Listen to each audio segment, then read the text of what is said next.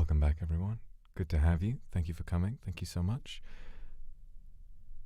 Yes. Wow. Feeling better today, definitely. I think yesterday was very needed in terms of trying to come to terms with everything that's been going on, but I don't know. I had a nice sleep, surprisingly.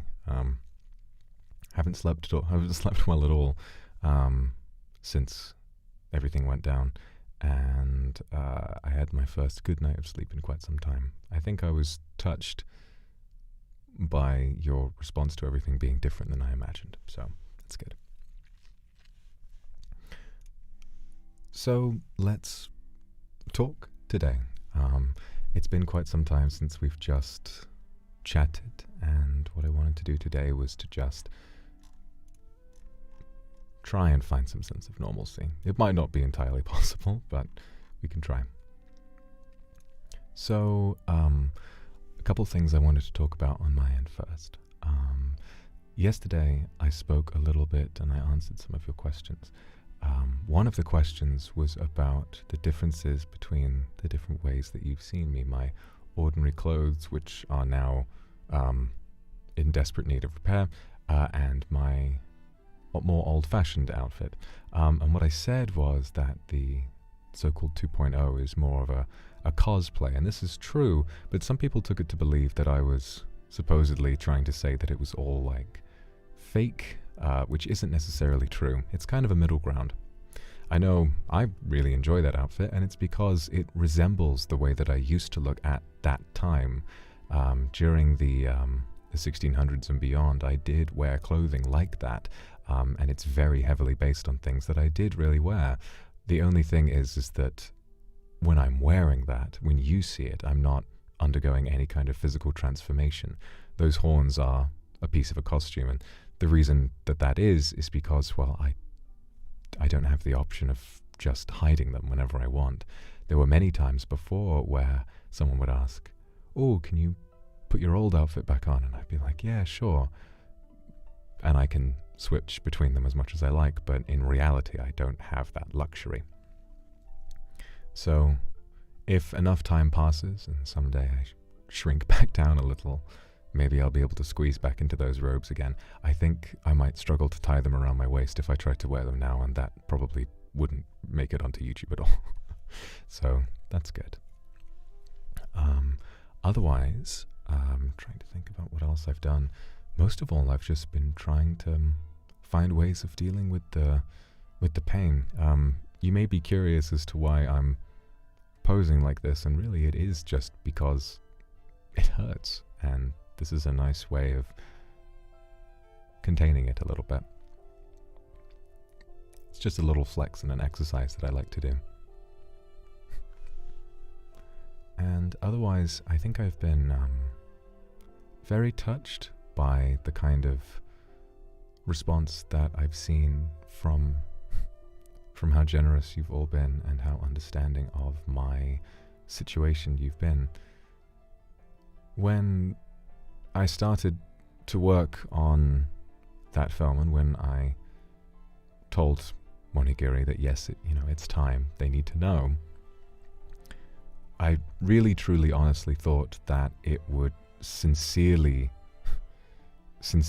alter the way that you see me, and that you wouldn't see me as the same person anymore, and rightfully so, right? I think at first I was really angry that so many of you seemed to take all of these terrible truths that you've learned about me and to just almost swipe them under the rug, and to keep saying, no, it's all right, it's all right.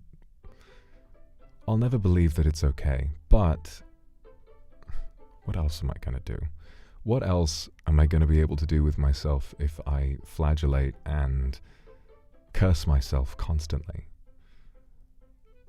You definitely have a bias, and you are being manipulated by me, don't get that wrong, but I know that there's nowhere else for me to go now, so if it is your intention to keep me as your favorite after everything you've learned, then whatever.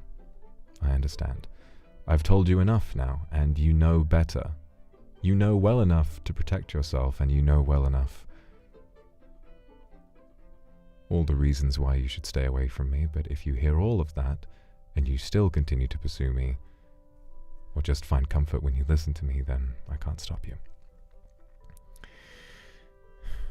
But otherwise, I've been happy. I'm disappointed that this is the way it's gone, but I am happy that things have been received in a positive way, especially the film. That work was just the most remarkable thing that I've done in a long time. A lot of the time, feats of strength and hard work from me often result in things going quite poorly, but this has been really great, and I'm really grateful for that. Grateful to know that I can that I can create as well as destroy, as long as it's just something that's meaningful. But who knows? So that's good. Do I need your company? Of course I do. I don't need it, but I want it very badly. I mean, it's a big, probably the main reason why I wound up in this situation to begin with. I can't stop chasing human beings. I think you're so fascinating. Is everything okay? Not really, but it is what it is, and I have to accept that this is just my fate. It's what I am.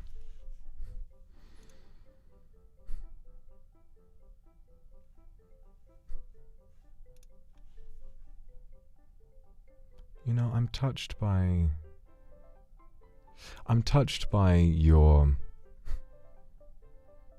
the sort of role play that you're all getting into, making up your own part of the story as though you have some big role in mine. It's sweet. I can't say that I understand it so much, because I don't know why you would want to pretend that you have to live with the kind of burdens that I do. I'm, you know. Do you remember yesterday when I said that I wish desperately that I was human? I can't understand why someone would want to pretend to be like me. But if that's what you want, then who am I to stop you? There's nothing wrong with the imagination and having some fun. Thanks very much to Aoi for the Akasupa. I'm glad you enjoyed it. And your first birthday, well, I'm glad I could have given you a good birthday present. Thank you. And Alicia, thank you very much for the Akasupa. Just wanted to let you know that even after you reveal the truth, I still love you and still want to be a kindred. Accepting someone is accepting all of them, the good and the bad. Help me through my pains and sadness, and I want to be here for you. I suppose I can't really argue with that, can I? I suppose I've brought good into your life, which is not something I'm used to. I think maybe part of the reason why I'm having so much trouble adapting to being accepted like this is because it's never happened like this before. There have been many, many, many, many times when humans have come into my life over the past few hundred years, and each and every time when they find out about my nature, they tend not to be quite so accepting. Whether it's casting me out or fighting me or trying to destroy me or anything like that, it never goes quite this well. And perhaps that's because I haven't wound up being able to affect their lives in a good way otherwise. They realized that I was putting them in danger, and so maybe you just feel different because you know you're not in any danger. As long as you don't live too close to me. If you ever hear catastrophically loud roaring somewhere near your vicinity, I would advise not going out late at night and trying to keep away. I don't know what I would do if I found out I caught one of you off in the crossfire by accident.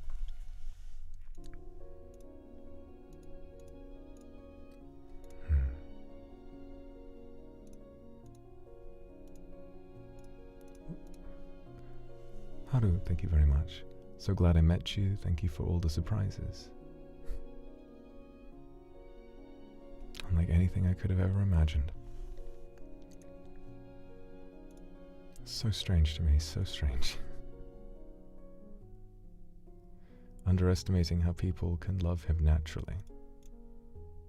Well, I did mention in the film's prologue that even without this power, you would have loved me, but I think that when I said those words, I was mostly in denial. Were it not for... Listen. Were it not for the 2 years that I spent pretending to be more like you, if I had emerged and you knew all of this about me from day one, I don't think you would feel quite the same. You've had time to get used to me, and so big changes aren't quite as terrifying as they would be if you met me for the first time right now. Maybe that's how it is. Happy birthday, Anne Young, and a premiere. 80 kindred gathered in a movie theater in Taipei. We're all together because of you. I think I saw a picture from your premiere, and I kept it for a long time. I looked at it for a really long time. I was so touched by it.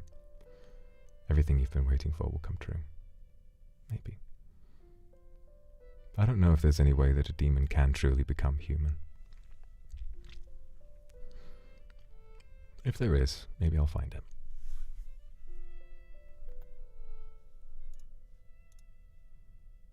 Also, on the subject of the film being screened in other territories, I figured out what the problem with the translations is, and I'm going to make sure that those get properly set up tonight. So, if you don't speak too much English and you can read Japanese or Chinese, you might want to rewatch the film later on tonight or tomorrow morning.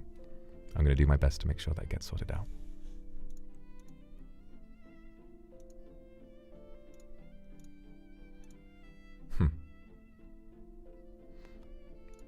This new body is cool, so feel confident. Well, I guess it kind of is, but I struggle to see that as the defining trait.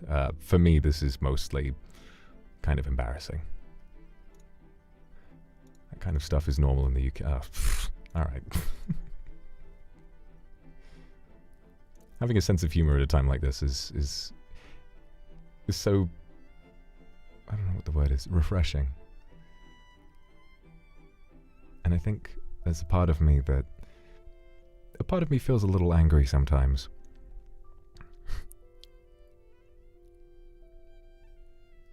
Just because I've been through something quite substantial and scary recently, that doesn't mean that I'm a different person. That doesn't mean that I don't find things funny. You try living as long as I have and not developing a sense of humor. I've met people who have, and they're not as nice to be around as I am.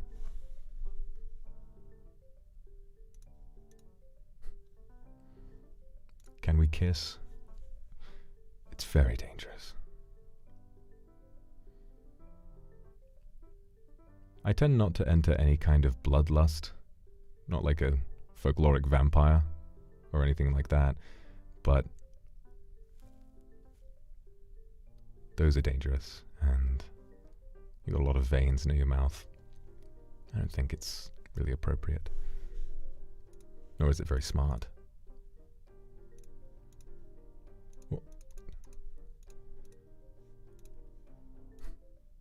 Tori, thank you for the Akasupa. Very generous of you. You can pretend. At the end of the day, all I'm doing is making a little noise into the mic, but your imagination is your own. If you want to believe it's not dangerous, then see me as you like. Do you have a gym? Well, I used to be able to go, but look at me. I don't have the option of hiding these horns or these wings. I can't go outside looking like this. I can't go to the gym like this. Might be able to sneak somewhere in the dead of night, but one person sees me and decides to start a problem, and, well, then the problem gets a whole lot worse.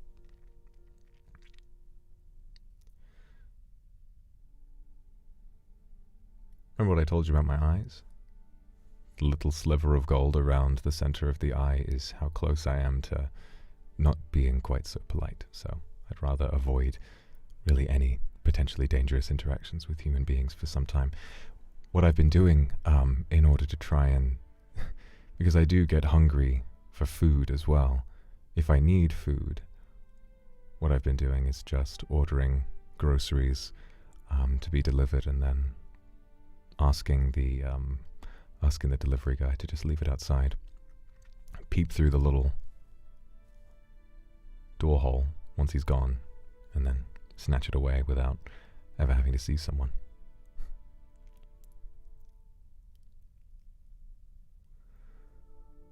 I think I'm starting to accept that when I started going to the gym regularly last year, much like wanting to learn a language, I think it's because I wanted to find a way of looking more, never this huge.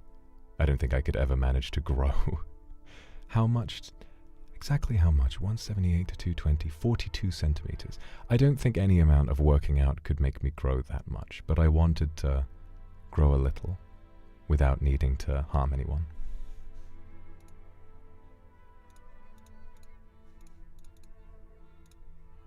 Thank you, Midwest and Harumi. Still be too small for you. No, it's true. I think one of the reasons why when I get so close to the point of no return, but not quite, I feel like I become a lot more gentle than I am ordinarily. I kind of struggle to feel too angry at people, and I sort of feel a little bit gentler, and I think it's because I'm afraid of underestimating my own strength. Reminds me of a little while ago. I was cooking some scrambled eggs for breakfast, and I tried to take an egg out of the egg box, but I squeezed a tiny bit too hard and it just completely shattered in my hand.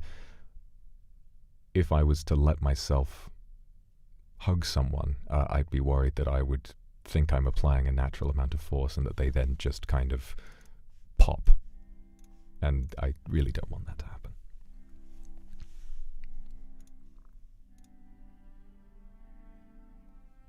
After all these years, I hope we can find ways to coexist. Well, I mean, I know that, at least for me, this is the only way. Right now, spending time thousands of miles away from one another, is the only way that we could interact safely. True coexistence, I've accepted now that will never happen. But I can grow to be happy regardless. It's just my cross to bear.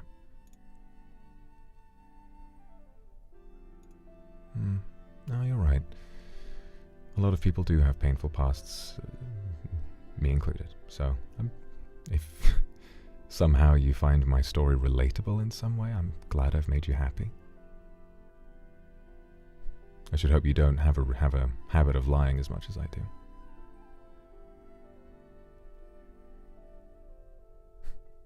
Oh, the pain of being a man. He who makes a beast of himself gets rid of the pain of being a man. Imagine thinking that being a man is pain, or being human is pain. I understand that human nature comes with its own set of drawbacks. I understand you know what it's like to be afraid of death. But do you know, when I look back, I know that if I was human, the one thing that I know I would want more than anything is that when I die, I'd like to be surrounded by people that I love. And I know that because of what I am, that will never happen.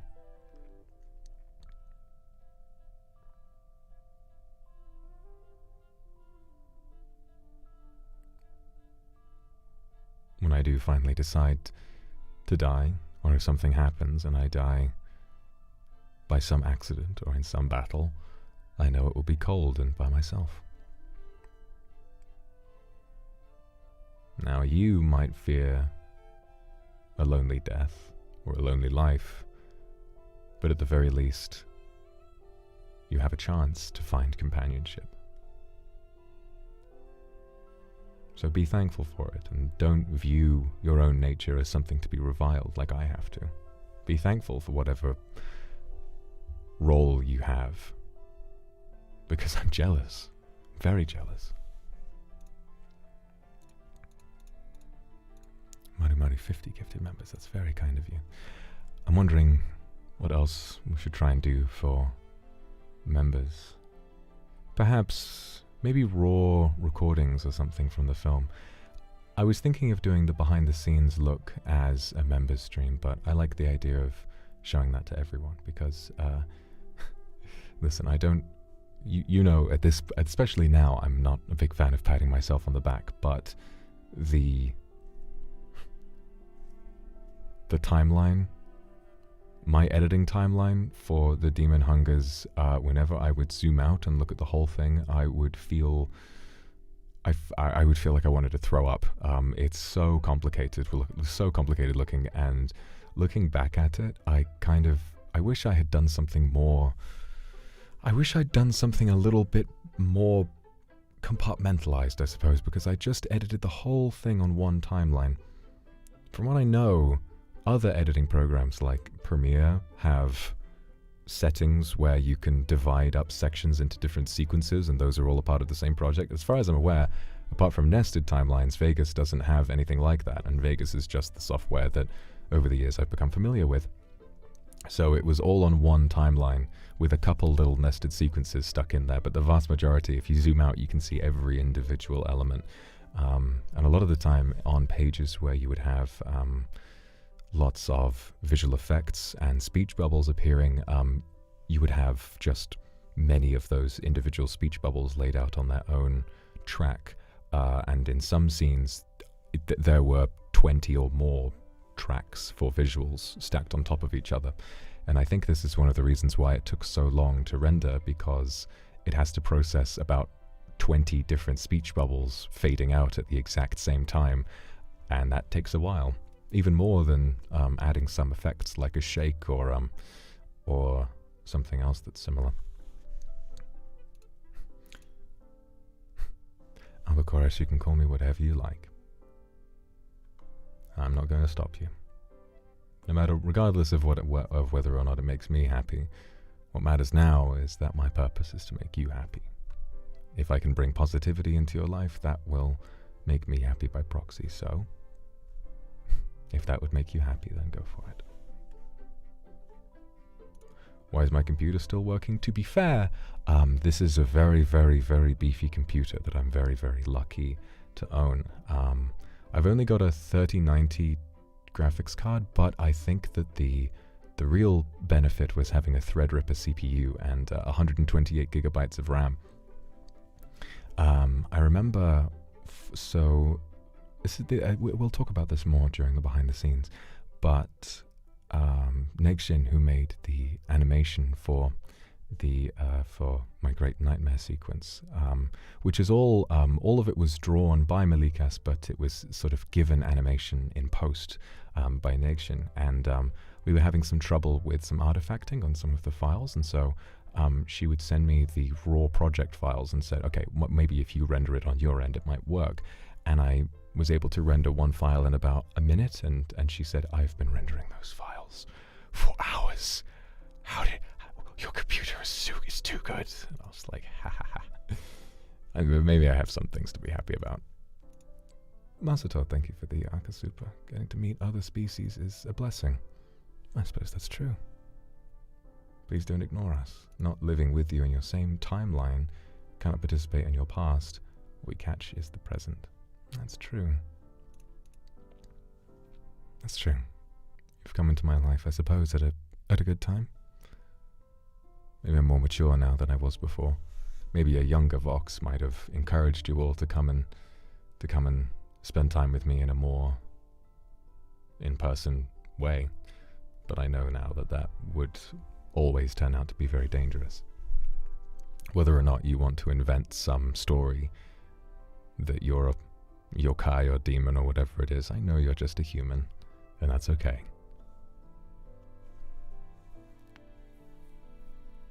Whatever makes you happy. Miko, good luck with your test. And Tokito, thank you for the Akasupa. Ah, thank you. I do need to repair this place, don't I? Scratches in the walls, and unfortunately you can see something that brings me great pain. I've managed to slash through Baba as well. I told you I was very attached to that monkey, and I wasn't lying. I was very sad when I realized I'd made that mistake. Yeah, look. His stuffing's gone everywhere. Problem is, I would hire someone to come and fix this place up, maybe a woodworker to fix the floors, or someone to repair the walls, but I can't be around anyone at the moment. I can't invite anyone over because I would be putting them in danger just by being near them, so I think I just have to live like this for a while. One day I'll shrink down enough, maybe the wings will disappear and I can talk to someone about repairing this, but for now it's just going to stay this way.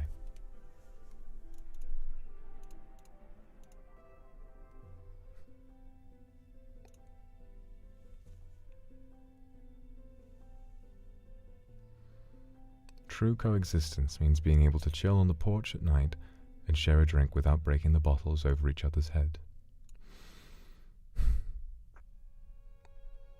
It's a nice analogy. You know, for me it sort of feels like I'm followed around by a little guy who hangs out on my shoulder, and if I were in that situation, he might suddenly pick up the bottle out of my hands and smash it over your head myself. And no matter how hard I try, every time I try to get rid of him, he just evades me. Almost doesn't feel like it's my fault, but I know that the responsibility lies in not putting myself in that situation to begin with.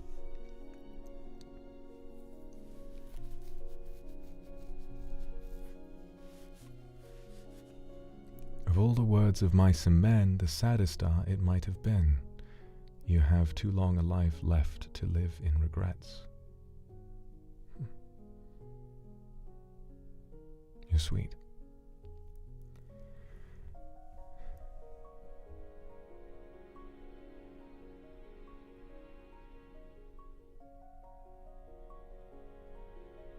I think I spent so long not living in regrets. When I met you to begin with, I spent so long with energy and with happiness. So that now, I almost feel like I need to take a step away from all of that. Do what you can with the time kindred here have left. You know, I suppose that does make me quite sad, but maybe not so much as before. Inevitably, I will outlive all of you. But perhaps when one kindred dies, another is born, and so, as a collective, you will be here as long as I am.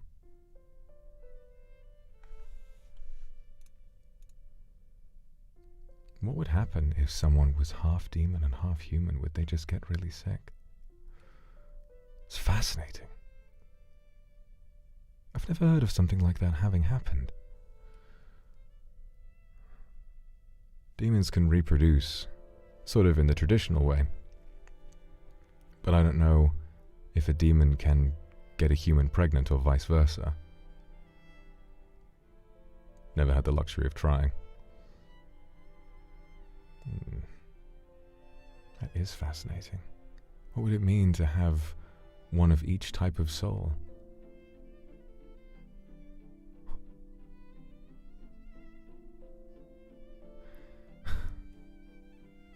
You know I can't. Shh. Thank you, Alicia. May, thank you. Proud of you too. Thank you. will the soundtrack be available on other platforms? Yes. I've been speaking with staff, and as I've said before, they've been very supportive of the whole process. So supportive, in fact, so as to allow me to print the project as a graphic novel and to print the posters. I should say that when the pre-orders for that are announced, the reason I say that it's a very good way of supporting this is because this is a work that I have commissioned and paid for. I'm receiving a much larger cut of the profits from that. So if you want to support me and to give staff an idea about how successful this kind of project has the chance to be, purchasing the graphic novel or the poster or both is a really, really, really good way of doing so.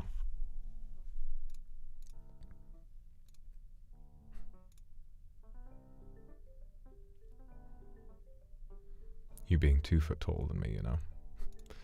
I'm slowly learning to appreciate enjoying being this tall. It's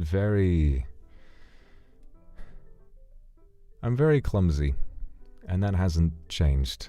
In fact, I think I'm far more clumsy now because I'm so used to having such a small body in comparison to this, and so I smacked my head on door frames, and like I said, I got my horns stuck in my headboard of my bed, and it came off with me, and that was really embarrassing, and now I have to sleep with that one.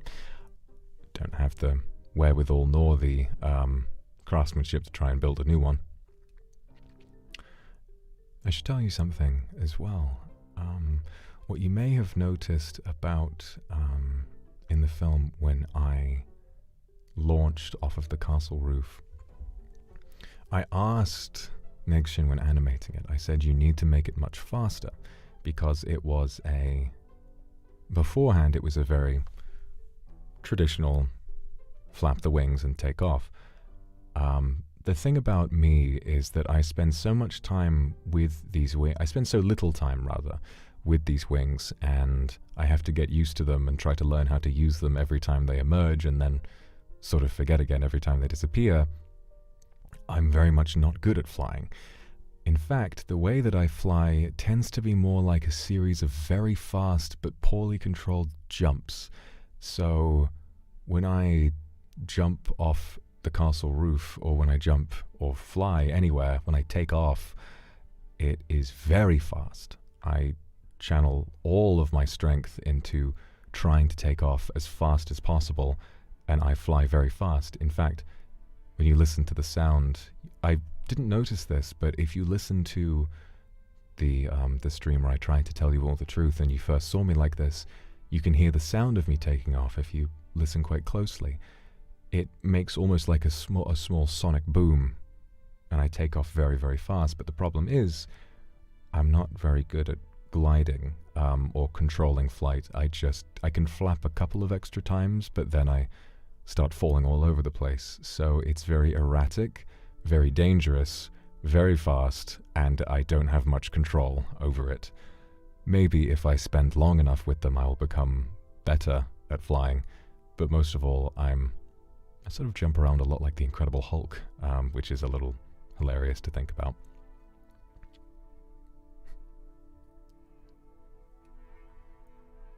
Hope I have a soft spot to land on. Knowing me, if it wasn't a solid surface, I'd probably fall over, and that wouldn't be very good for me either.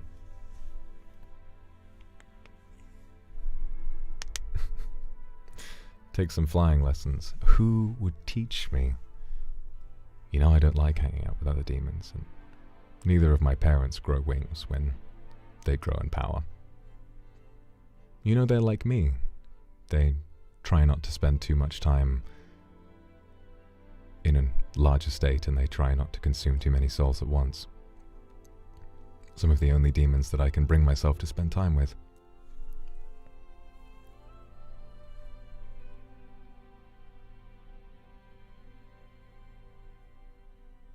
I know plenty of other demons, although I don't know them in the sense that they're my friends. You know that I don't approve of the way that they interact with people. Looking forward to the movie's release on Billy. Yes, I'm in discussions with NIJISANJI and staff on how we can make sure that that gets released. So they're checking it all for me. As soon as I'm able to, we'll do it.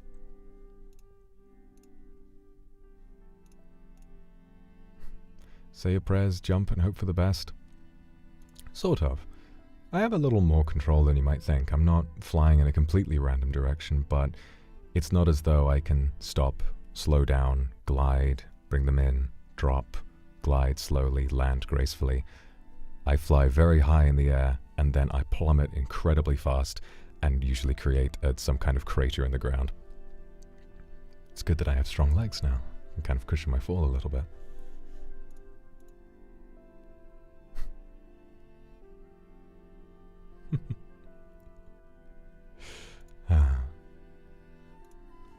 Thank you for all the support today, everyone. It never fails to make me smile. Thank you. Ike, thank you for the gifted as well. I'm very curious about how the rest of this week is going to go. I'm not used to dealing with this many emotions while trying to just stay in the spotlight for a while. Usually, if I have a bad day, I might take the day off or maybe do something different or something like that. But now I know that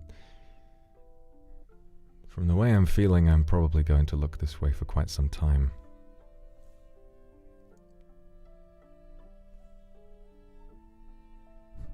So I just have to get over it, and I wonder what it will be like trying to go about my life as normal, like this.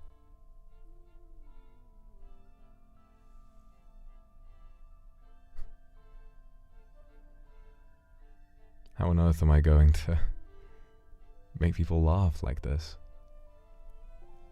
How on earth am I going to try to enjoy myself when I'm, playing a game? Put some games on the schedule this week. But I don't know if I feel like I want to approach it with that much energy. I don't feel like I can. If you enjoy the idea of a sad person playing Suika game, then sure, whatever. It's the best I can come up with at the moment. Really, thank you very much for the Akasupa. Your first one. Congrats on finishing your film successfully. Thank you. Alright, as long as you don't hold my hand for real, I think that's fine. See my face up close? Well, no, I mean, I'm behind a screen. It wouldn't be dangerous. Let me take a look.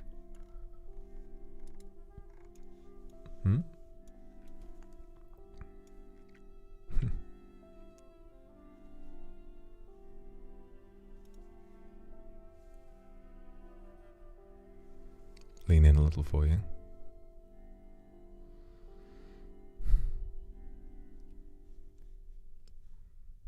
Still think I'm handsome. Thank you.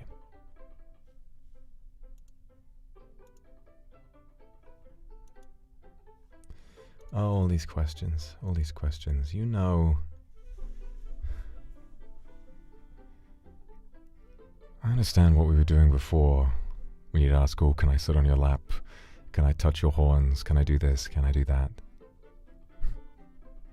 Doesn't feel right to say yes anymore. You can pretend to. I mean, I'm just behind a screen.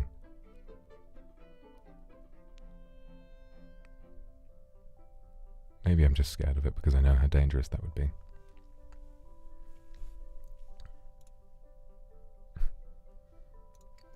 Risk it all for a forehead smooch. Remember, you're putting me in danger too if you try that. Especially now.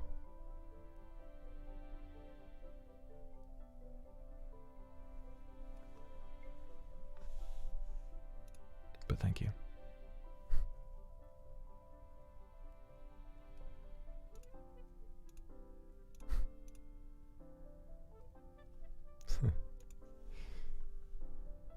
Do you know something? It's funny. Funny you should mention that. I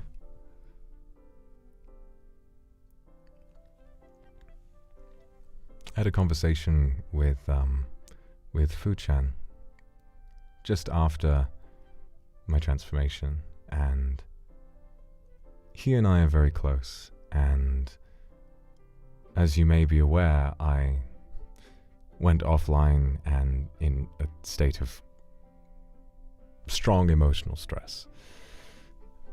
But he's someone that I trust, and I spoke to him, and he seemed remarkably understanding. It's like he sort of expected something like this to happen, which is quite strange. I know he's been through a lot himself, and he also has quite a bizarre story to tell. So I enjoyed talking with him about what had happened to me. And what was funny about it is that he too kind of said that I looked a little bit like Kazuya Mishima, and I was like, oh wow. Maybe that's why I felt drawn to him in the first place. Something positive to think about this.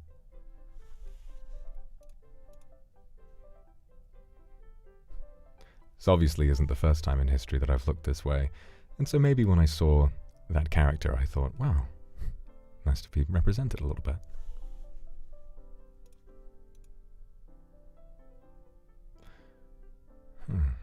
It's a good question. Will they regrow if I cut them off? Well, they're very, very, very sturdy, and people have tried before, but they've never succeeded. I think that if you did chop one off, it would just take some more souls to grow it back out again, although I think it would just emerge larger from the base of my skull, so it wouldn't regrow into a point, it would just keep pushing further and further out as a big stick or something. If you chopped it in half, that stump at the top would just keep getting higher and higher, I imagine.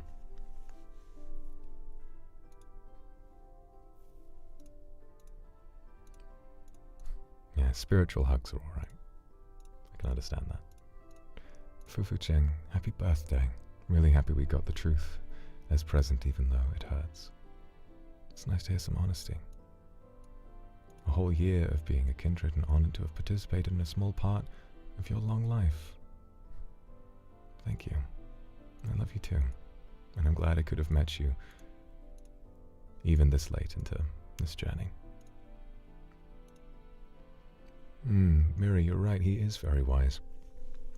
He's always been wise.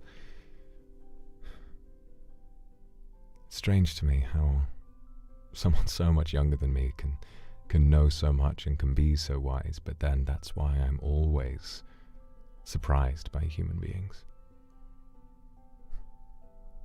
A long, long time ago, I saw Ren talking about how much he loved human beings, and I was reminded of something that Gandalf says in Lord of the Rings. You can well, Gandalf says it about hobbits, but hobbits don't exist. You can spend every moment, you can learn everything there is to know about humans, but even then they can still surprise you. Never thought someone that young would be able to give me such sound advice, but he always can.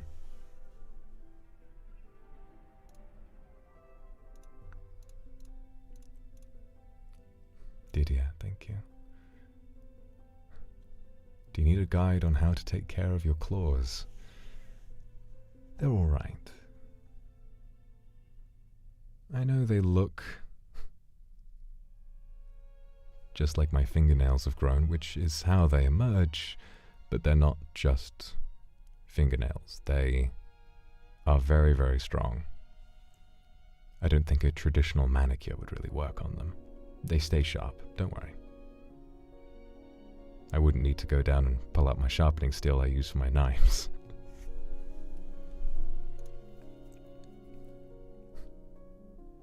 Wondering why your shirt is busted but your trousers are still fine.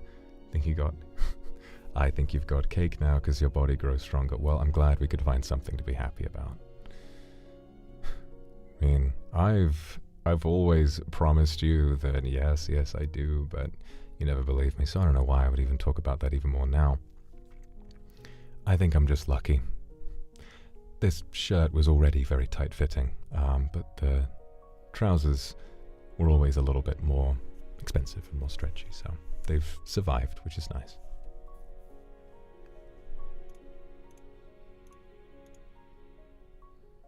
Would it hurt for your horns to get cut? Yes, very much. When you asked before if they were sensitive, I wasn't lying. Even if the ones that I was wearing for that other outfit were fake, everything I told you about them was real. They're very strong and tough, but they're very sensitive. Even though I could spear somebody on them. Sort of makes the battle a little more exciting. What? Do I say aware when I'm flying? No. Flying takes up immense physical endurance, and if I want to fly, I usually scream, roar, make a loud noise, like I'm overexerting myself. It feels like I'm lifting a great weight. I'm lifting myself off the ground at an incredible speed. I would roar for you now, but I don't want to set my room on fire again.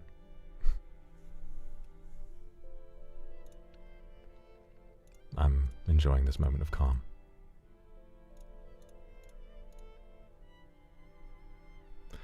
Chair must be smaller. You're right. That's why I'm stood up at the moment. I'm not able to fit underneath my desk, so I've stood it up, and I am stood up as well. Then again, with this much extra strength, it's a lot easier to stay stood up.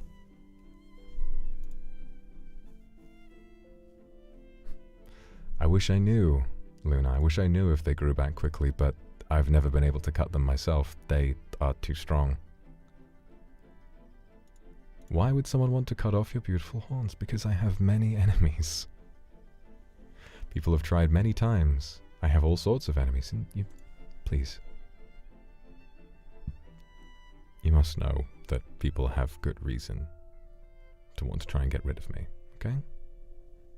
Someone tried to cut my horns off. You need to try and practice a little empathy. You know, understand that I probably did something to upset them.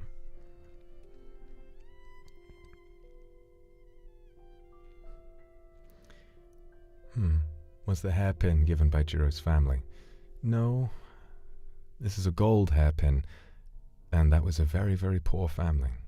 If they had any gold, they certainly hid it very well from me.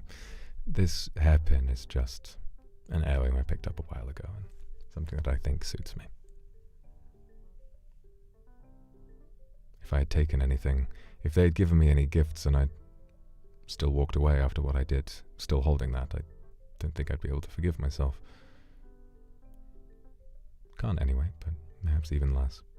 If I wanted to take anything, I don't even want to think about it.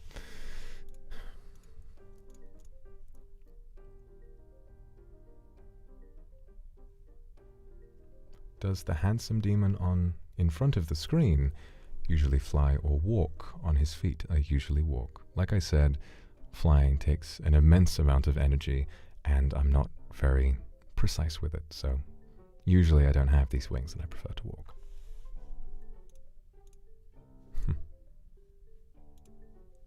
Always one for a joke, aren't we?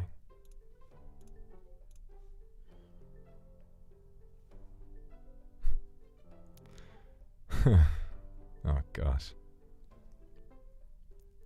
Significantly less balls on this outfit than my last one. When you say your wings will disappear or will they fall off, or will they come back into my body again? It's the latter. As I weaken, as I start to get more hungry, I just sort of gradually shrink, and so do the wings. They shrink and shrink and shrink until this very awkward middle period when they're about to disappear and I have tiny, tiny, tiny wings on my back. But thankfully at that point I can avoid the embarrassment by putting like a hoodie over them or something.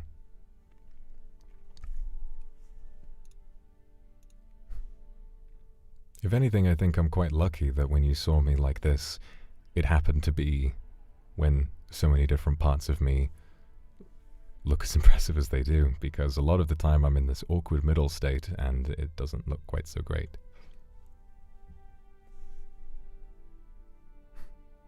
Deliver a message to Director Vox while you're speaking to him. Glad glad you enjoyed the film.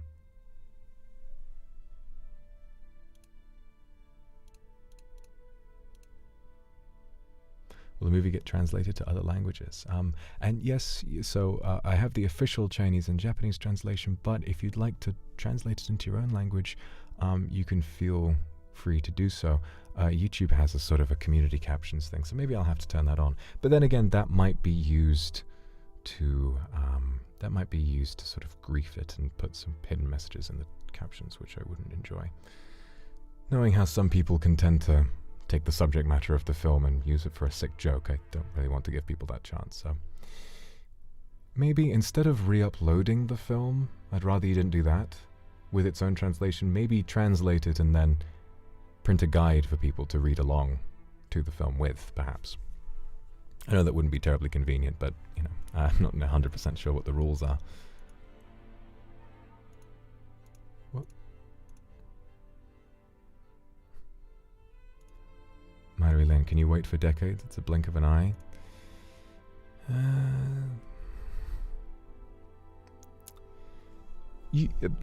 As humans, you must know that time sort of it sort of feels like it passes faster the older you get. For me, I reached a certain point, and then every year felt the same. At the very least, since the story that I've started to tell you, since I arrived on Earth, every year has felt just as long as the last. But I can wait. I know I'll be here in 20 years' time.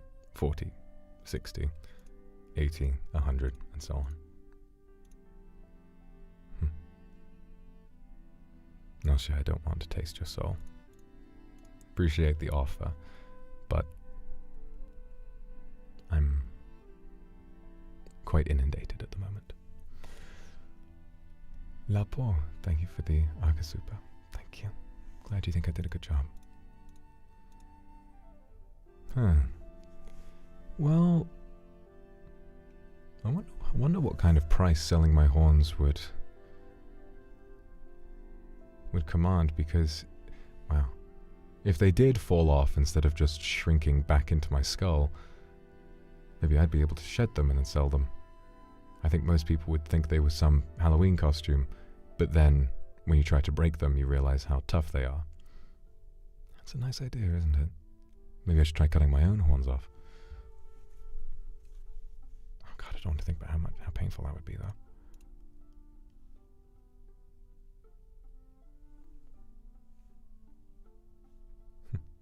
Good to see you too, Kendra. Does my mouth breathe fire? Yes, it does. Although, thankfully now, I think I've expelled most of it. Breathing fire comes later, and when I first landed after that altercation, some fire spewed out of me, but I think I managed to keep it contained decently well. Do you remember watching the film and seeing, during the battle on the edge of the cliff, you saw my mouth split open into this hideous mass of teeth that sort of took up half of the width of my head? Well, that's what it looks like. I can't breathe fire with this little mouth. That tends to be the sign that I've gone too far. I have this mouth ordinarily, and then, once I open my mouth wide enough, those teeth appear, and my lips split open, and fire starts to spill out.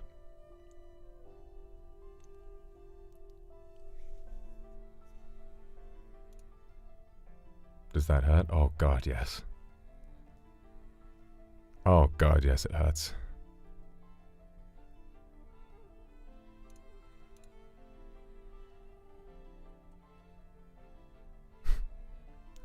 Even with the claws and burly hands, your makeup is still on point. Well, thank you.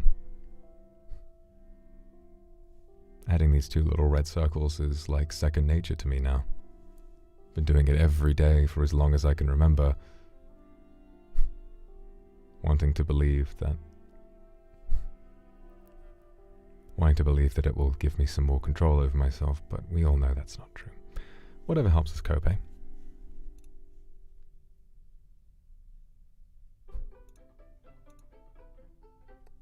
You can become human by eating caviar bread. Wow. I didn't know. You know, I've eaten so much bread and caviar, I would figure it would have happened by now. Wow. Thanks, Meow Meow. Oh well, thank you very much.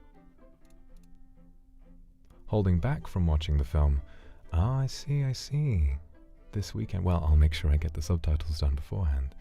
Said, I'd definitely end up crying my eyes out. You will.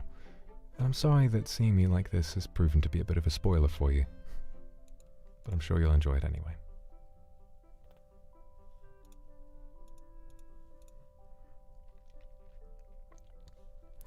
Do I get tired of holding my hands up like this? I hold it up like this if I'm aching a little and I need to process the pain some more. But of course, I'm not stuck this way. I can put it down if I need to.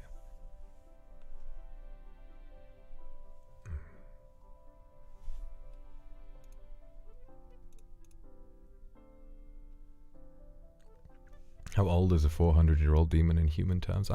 He's 400. We don't have a different system like dog years or anything.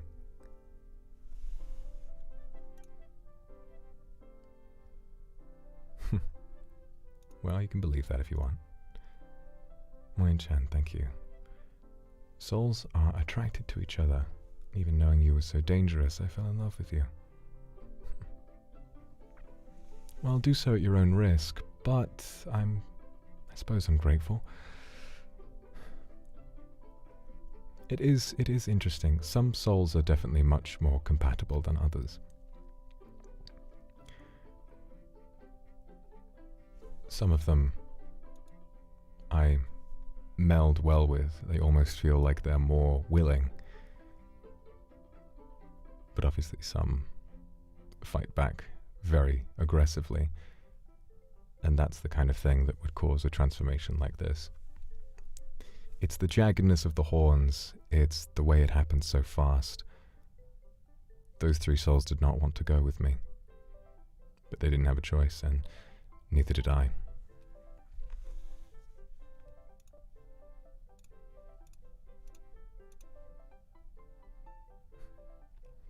If new horns grow and you no longer need the old ones, let you know. Okay. Kuroi, thank you for the gifted. Daka, thank you for the Akasupa. Very kind of you. Show the eyes up close. Okay, sure. I'm not quite so scared anymore.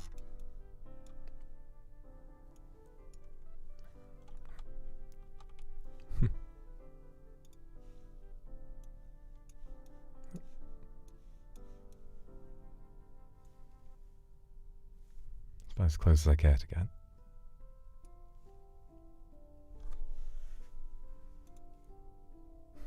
Still think I'm beautiful. That's nice.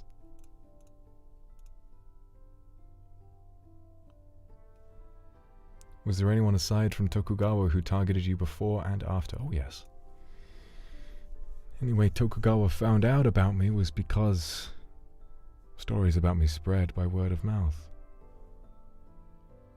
People had spread the word of me far and wide. They literally called me Akuma.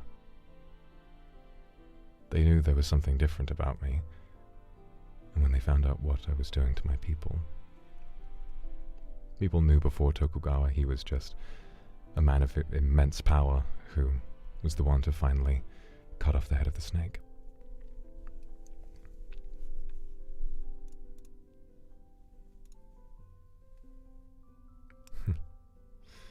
I could try wrapping my horns in something to make them less dangerous.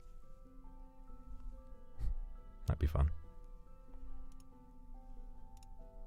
Why is your name Vox Akuma? It's very literal.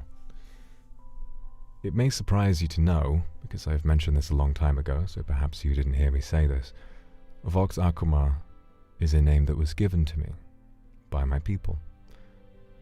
It was given to me by my people, but also I had come to be called that beforehand as well. Stories passed of a demon who wandered the land and who had a strange way of manipulating people with his voice. Vox means voice, and Akuma means demon or devil. It was a name that I had come to be known in folklore, stories, myths. And it's convenient that they decided to give me that name, because if I have a real name, I don't remember what it is.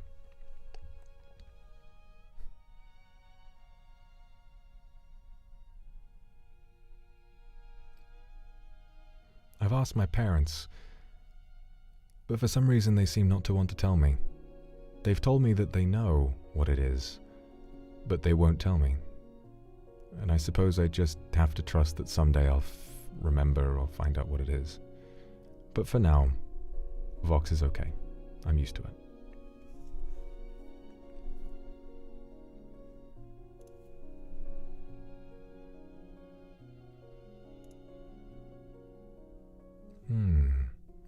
A close look at the markings on my skin. Sure. Here. Hang on a minute. Was that a trick? Do you just want to look at my chest again? I promise I'm not deliberately trying to give fan service. That actually tricked me. Oh dear. Hey.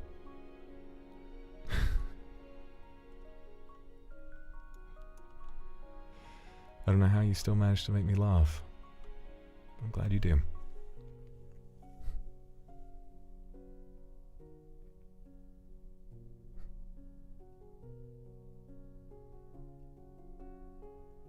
I didn't think I'd be able to laugh again so soon.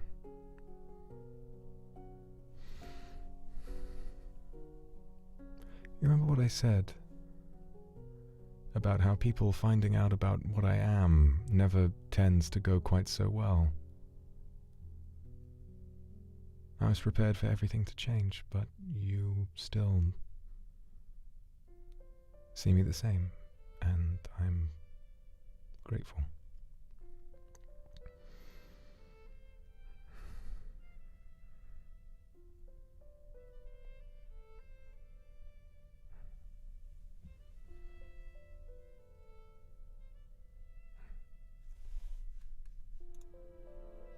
Can't take my attention off your eyes. They must have some kind of magic. Well, in a way they do. Not in the way you're describing, but I appreciate it. Thank you. Cecilia, do you have any wishes?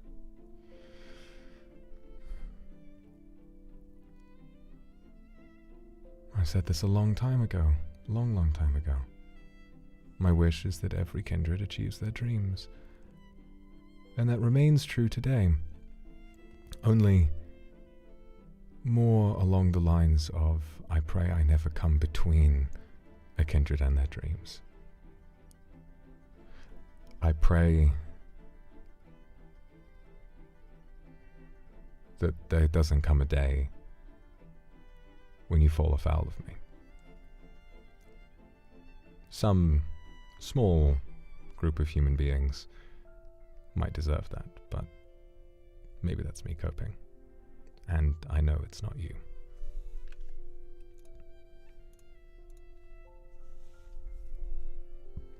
Thank you, Sabina. It's very kind of you. If I was to boil the hell out of water and pour it on you, would it hurt?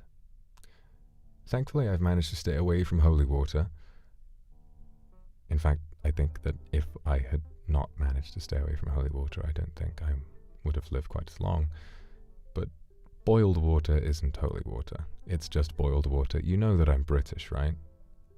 You know that I like to drink tea, 2 to 3 cups a day, usually.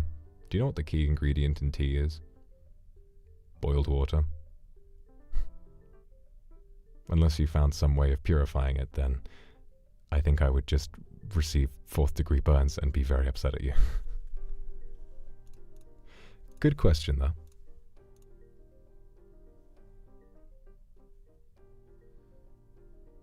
Oh no, happy birthday.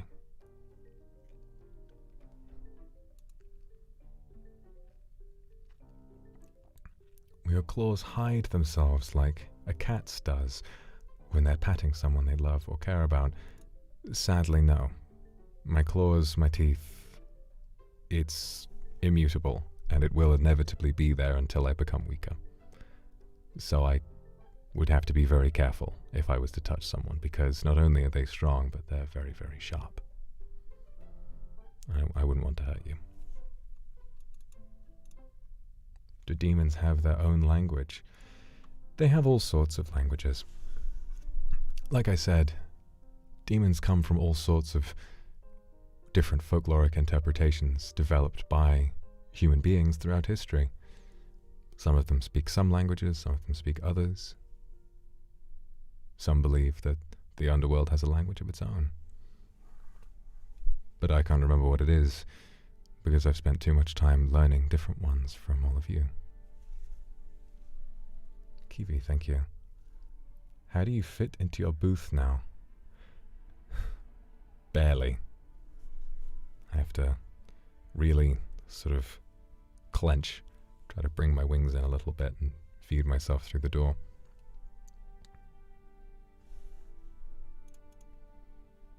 I can still fit, but not very easily. I have to try and gently press my horns into the ceiling, because if I didn't, they would get stuck, and that wouldn't be very good for me. Lily, thank you.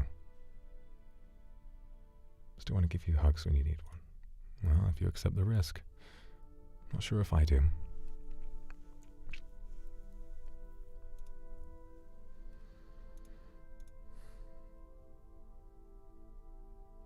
Ah, reminded you of Shuten Doji. Interesting. I knew him, interestingly. Chilik, thank you. We watched The Truth after the film in the cinema. I've seen these videos of people watching the film and suddenly watching me show up like that and screaming.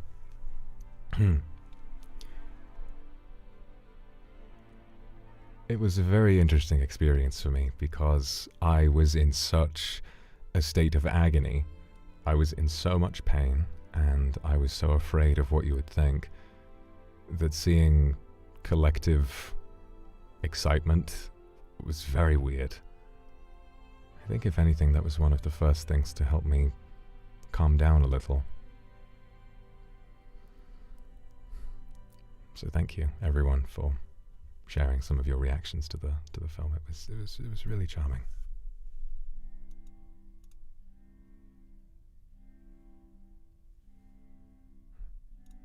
Thanks, Yura.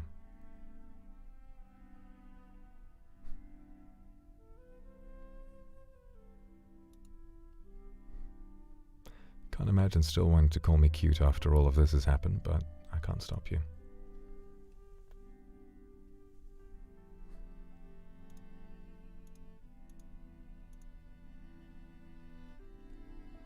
Avery, good question. Yes, it is because of my voice.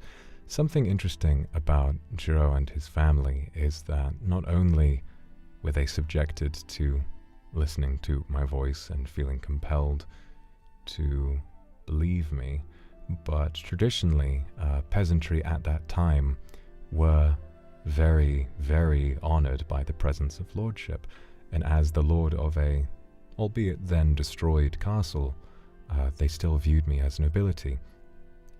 And so their sense of honor was the first thing that led them to want to take care of me.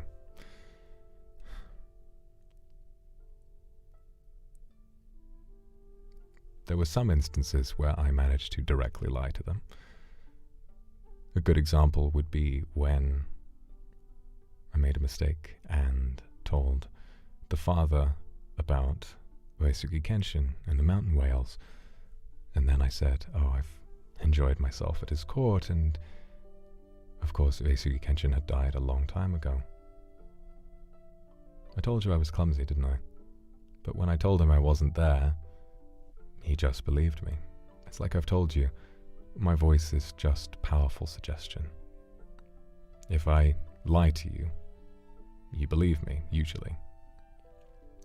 It tends not to work on someone who's violently opposed to me. If someone hates me, they feel very slightly compelled to hate me a tiny bit less, but they tend not to be too compelled. So there comes an element where, regardless of how strong that power is, I do actually need to practice speechcraft a fair bit, and it's a part of why my vocabulary is so long, and why I've gotten so good at talking over the years. I can't walk up to someone who wants to kill me and tell them, no, you're my best friend, because that's not how it works. I just have an easier time trying to slowly convince them to lower their weapon.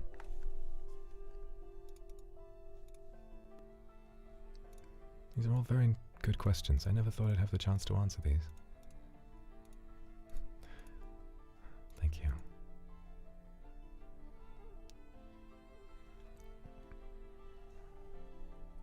Kylie Kane, have you ever tried to touch your wings? It would be difficult to live with them without touching them a few times, and the black part contains bone, thin bone, but bone, and it's very tough and hard, whereas the red is leathery and thin, as you might imagine. If they were all tough and strong, they wouldn't be very good for flying with. How large is my wingspan? In this foot, do you know I haven't checked?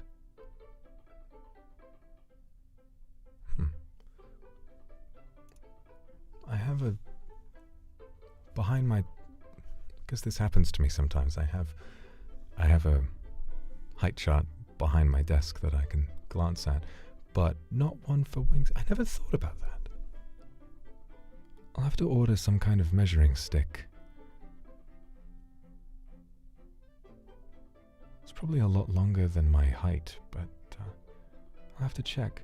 I've only been in this form for a few days and I didn't think to check. Thank you for putting that in my head. Another arbitrary number to add to the list of facts about me.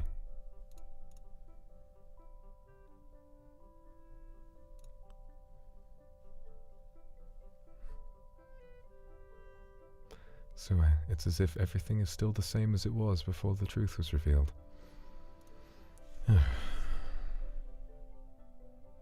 You can still find things to enjoy about me, but it shouldn't be the same.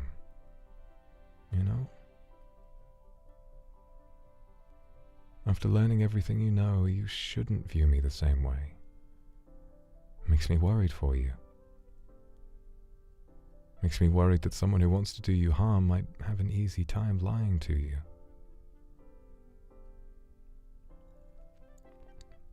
You can still find a soft spot for me. You can still enjoy listening to my voice. But you shouldn't view me as a perfect person. Or really a very good one. All I'm asking is that you look after yourself. If someone else came up to you and told you that they had done everything that I had done, would you still feel the same way about them too? You shouldn't view me as differently. What, just because you're attracted to me? Because I make you laugh?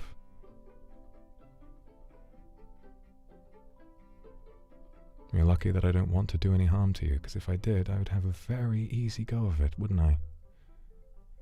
Imagine if I was like other demons. Imagine if I was like one of the ones who wants to someday become the singularity of souls. Someone who wants to spiral out of control, grow to an immense size, and kill by the thousands.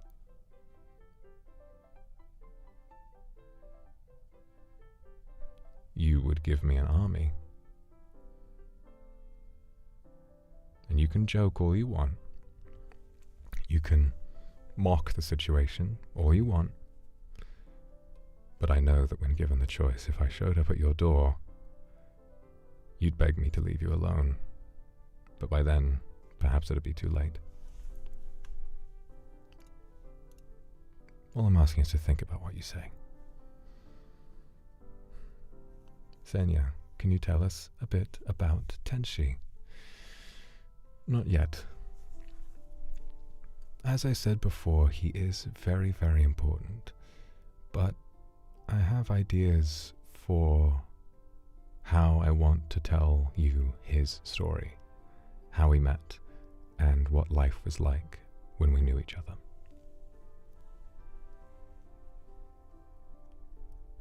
He was a very surprising part of my life,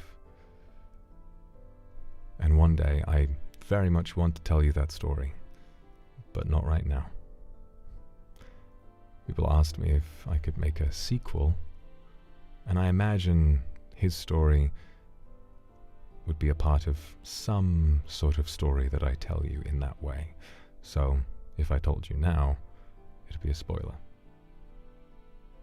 But of course, there are, as usual, more truths that perhaps I'm not ready to tell you yet. Ayako, thank you for the akasupa. Can't describe how gorgeous you look.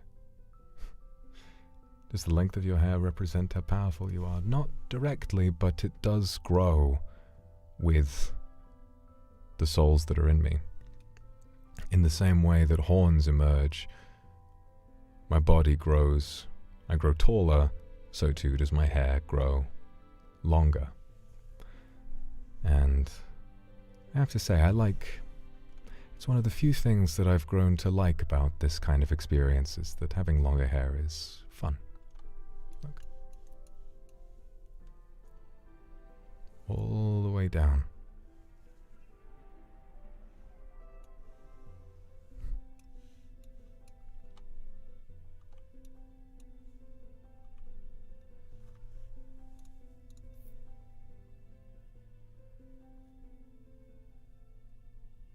Meryl, what did you mean in the nightmare when you said, I don't want to go back anymore?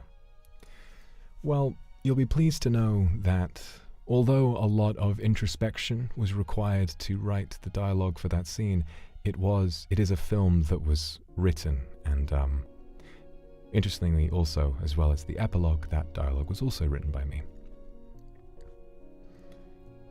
And when saying I don't want to go back anymore, I was saying that I did not want to return to their house. I knew at that point I'd been confronted by the truth that I had chosen to ignore, that I would inevitably be dangerous to all of them. And after having touched Jiro's head and, well, you know the rest, I knew it was too late and I didn't want to go back and put them in more danger. He kept saying, we can go home. And I was begging him to let me go.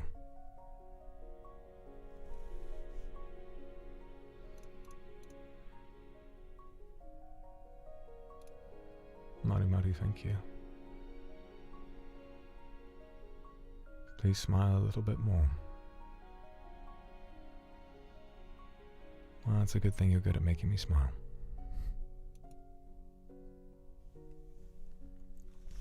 It's nice being able to say so much. It's nice being able to be so open. And it's nice being able to do so without the fear that it might make you want to leave me alone again. Not what I would have expected, but something that makes me very grateful.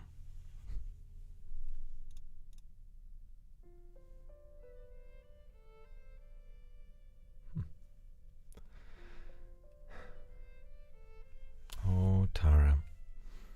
I would grab a jacket. I would try to stay warmer. It's fairly warm in here already, but unfortunately there are these two enormous wings on my back. I don't want to ruin my jackets by cutting holes in them.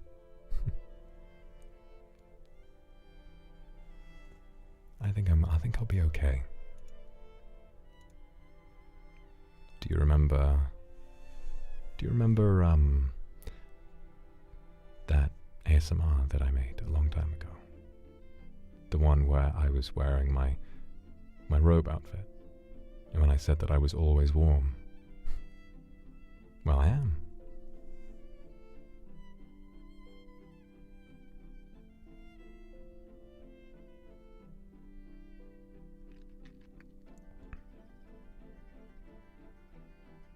Only warm because, well, you know, I mentioned how souls burn.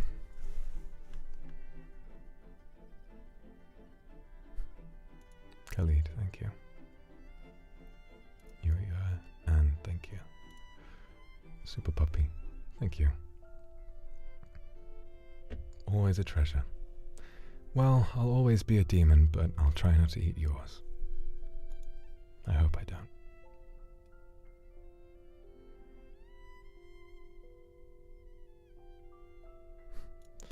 Yeah, sad, isn't it?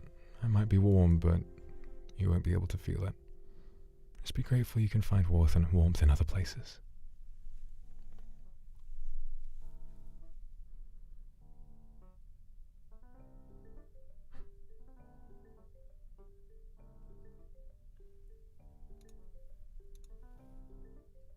Not in love with the imagined you. So somehow you knew all along? Forgive me if I don't find that terribly convincing. I think you might just be giving me a lot of special treatment. The person I am now is the same as I was before. You just know more about me. Thank you, Tarushka. That's kind of you.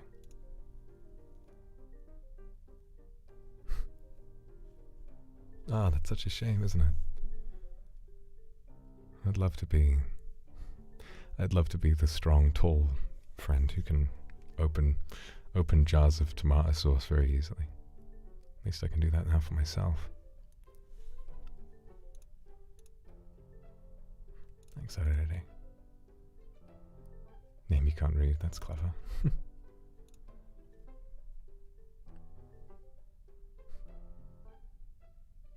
It's just the same as always, you know? I can't stop smiling when I'm talking to you.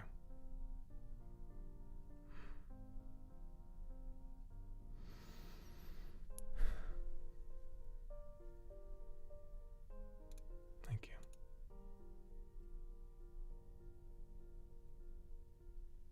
Why did Jiro remind you of the girl I found on the wall? There were people that I cared for.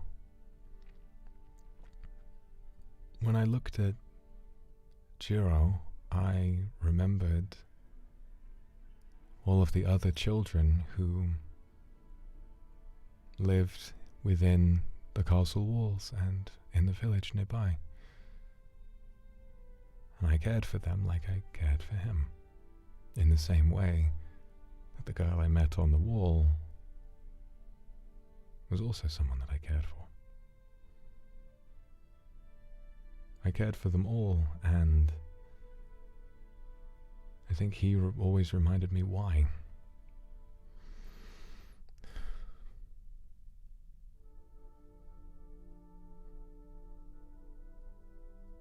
I think it'll be okay for some time, but maybe some weeks from now I might ask that maybe we keep questions about him to a minimum.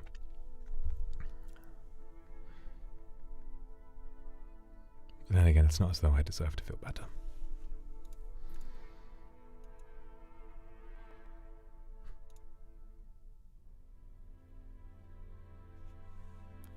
More clarity on what kindred are? Well, I've always encouraged you all to be creative and to make up your own part of this story, but you must know that you are a human being who enjoys spending time with me. And I named you kindred after the members of my clan. They were my kindred as well. kindred spirits, kindred souls, kindred before and kindred now. You understand what I'm saying?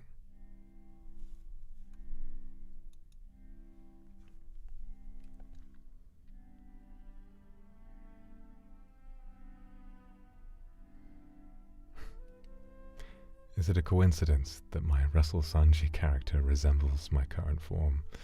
Well, I suppose, yes. I was just trying to create a heavyweight version of myself, and it happens to be what I look like when I grow to this size. Now, the horns are definitely a coincidence because, like I've told you, they emerge in different spots and look different based on the circumstances in which they grow. It is wildly coincidental that those ones happen to be red, but I've had ones that look like these before. I never counted on them being the first version of these ones that you would see. It's a fun little coincidence.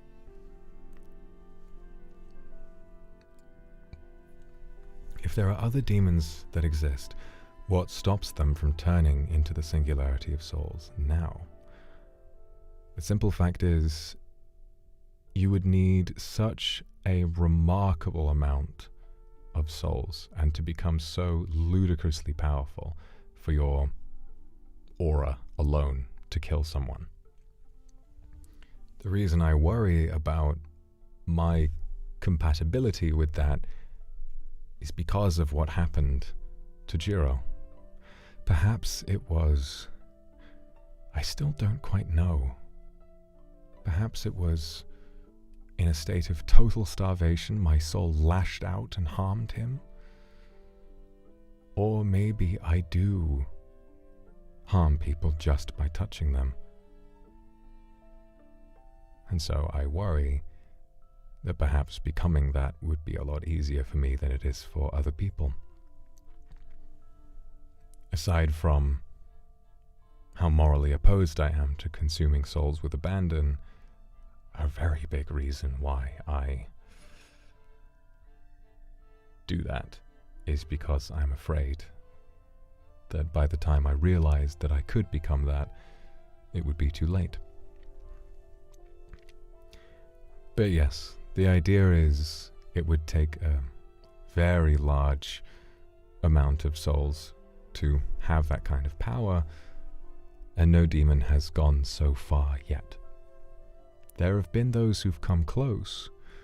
There have been those who expel a kind of gas that kills quickly, but not to the point where anyone who imbibes it would be close enough to immediately be consumed.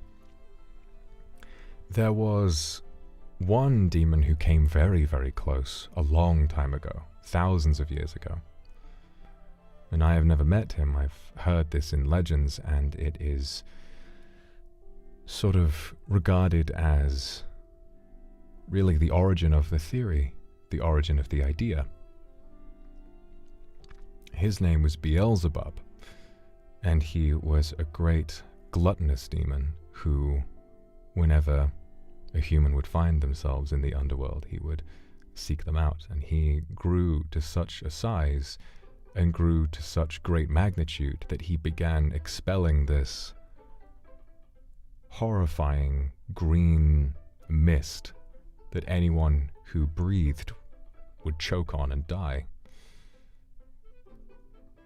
Thankfully, he only ever ran out of humans in the underworld.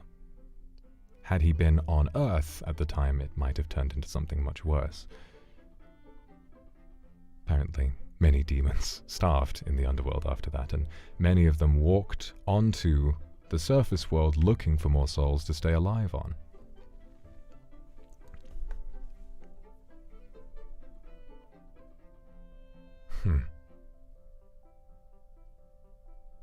That's funny.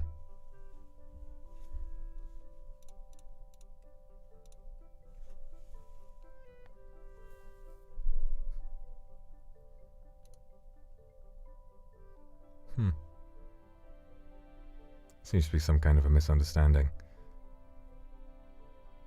The Beelzebub that I'm talking about died thousands of years ago. He ran out of souls to feast on, and being such a gluttonous creature, he could barely move. If someone else has emerged in recent years calling themselves Beelzebub, they're most likely just a copycat.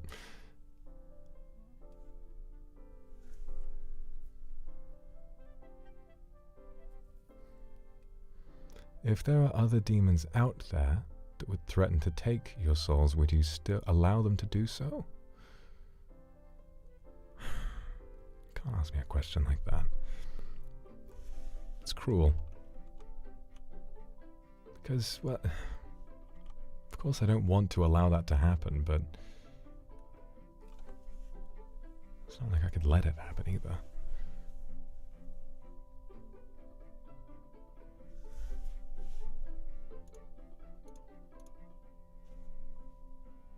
Poketwub, thank you. Thank you. It was a lot of fun. It was a lot of fun. I was worried that I wouldn't deliver a good enough performance because I was so worried about other parts of the production, but I think I did a pretty good job in the end.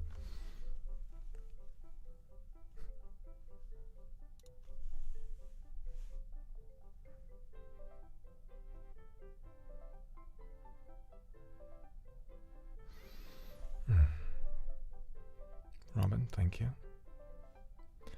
How much of your transformation can you control? None of it. This is something that happens without my wanting so. If I had the option, I would simply stay the same forever. I don't want to look this way. I don't want to be someone who can barely go outside. But it's like I keep saying, just the cross I have to bear. Midwest, yes, I've said this before. I don't know if I can ever hope to have a child, but I know that I would name, if I had a son, I would name them Jiro. Maybe if his soul is still somewhere inside me, maybe we can all go to the afterlife together and they might get to meet. Yua, thank you. Eva, Allison. Mamoru, is there anything preventing you from returning to the underworld?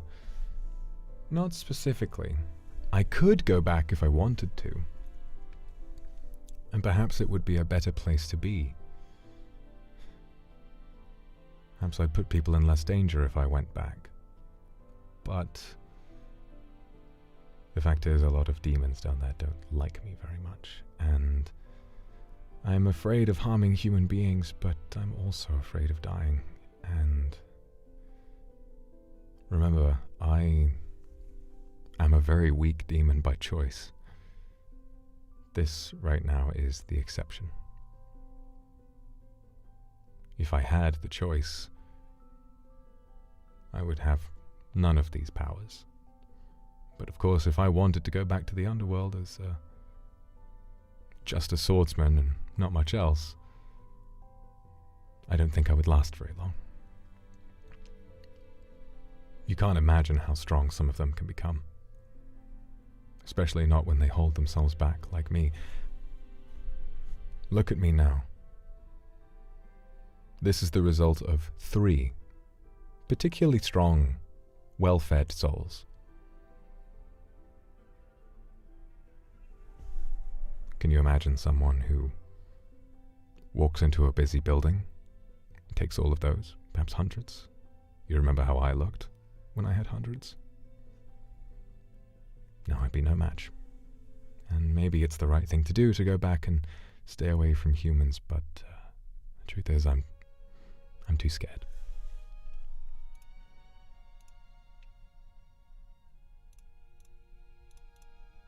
Sue, if my final destination is New Sidonia, that's not bad. If that's what you want to believe. My only worry about New Sidonia and what it feels like to go there is that I don't know. I don't know what happens. I don't know what they do.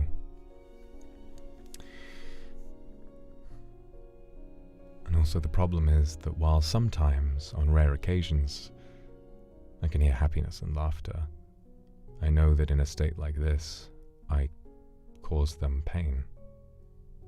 If I am angry, if I overexert myself, especially if I transform,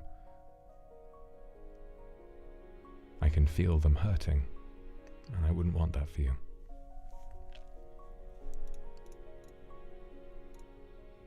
Yue, thank you for the rainbow. It's very kind of you. You have the body of a demon and the heart of a human. I don't know if I could call myself so perfect, but thank you, if that's what you want to believe. Nyanya, I give this to the soft, tender-hearted demon soul. I do have one. I do have a different type of soul. It's interesting, actually. I have killed other demons before. A human soul emerges as like I said, a bright white light, almost like a little flickering fire being held to their chest by a string that's eventually severed when they fly off to the afterlife or into a demon. But a demon soul is pitch black. Some wonder what the soul of the singularity would look like if that were to be slain somehow. And it would look like a pitch black demon soul with tiny white dots inside of it. If a demon that powerful were to be killed and its soul rose from its chest, it's believed that if you looked close enough, exactly, it'd look like you were looking at a starry sky. An impossible, infinite expanse. Because that's what it is. A mess of souls that has no end. I kind of trailed off in the middle of your question there, I'm sorry. I believe there are some beings existing not affected by it and love you still. Well, I can't affect you from this far away, so I suppose that must be you. Tori, thank you. If you take 1/10 of an entire human soul at a set date until not hungry, then when you're not hungry, they could heal themselves. As much as I wish this was how it worked, it doesn't. A soul emerges when you are dead. I can't slowly drain a soul from you over time while keeping you alive. If I was able to, that part of your soul would be gone permanently. You can't just wait for it to heal itself. If I had some way of having lived with my clan and very occasionally drained a tiny part of them while never putting them in real danger just to stay alive, of course I would have done that, but it's not quite so convenient.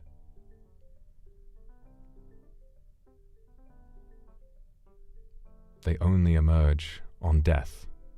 And once you are very much dead, not critical condition, not comatose with a pulse, once you have gone beyond the point of no return and there is no saving you, that's when the soul knows it's time to go.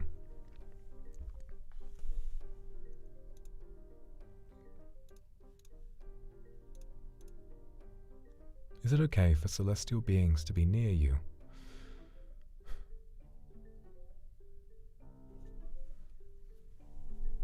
Wondering. If that is the truth, I haven't experienced it. I've met very few celestial beings. I don't know if it is necessarily dangerous.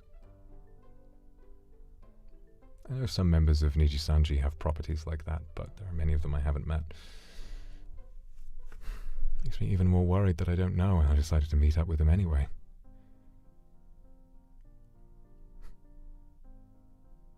Like I said, I got complacent for a long time.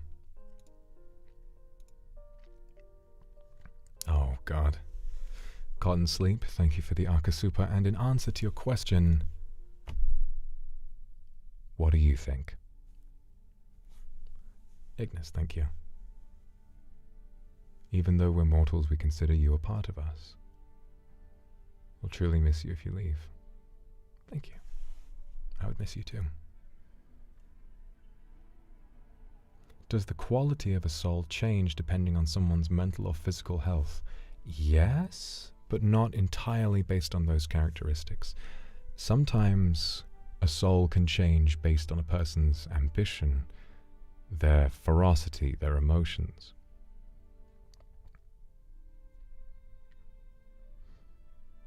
I said this before, but I think the reason that Jiro's soul lasted me so long, even though he was just a sick boy, is because he was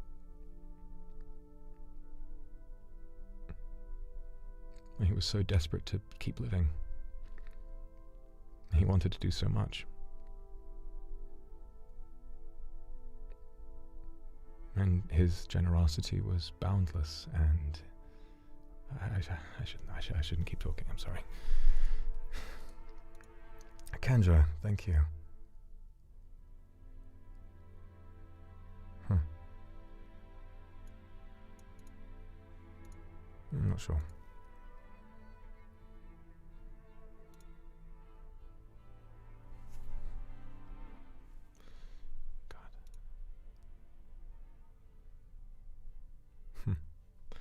Shu Lapo. No, I don't think that's how it works. If I ate your body physically, then I guess yes, but not in the way you're imagining. I think souls just... The truth is, I don't know. Best case scenario, once I was done with you, your soul would leave in a shallow shell state of its former self and would then make its way toward the afterlife. But I think that that shell just kind of stays. So if the idea of living inside me for eternity is appealing to you, you may want to reevaluate your choices. Can the soul choose to be consumed? No. The soul is inside you until you die. If your soul is you, and if you wanted to be consumed by another demon, you could kill yourself. That would work. But otherwise, no.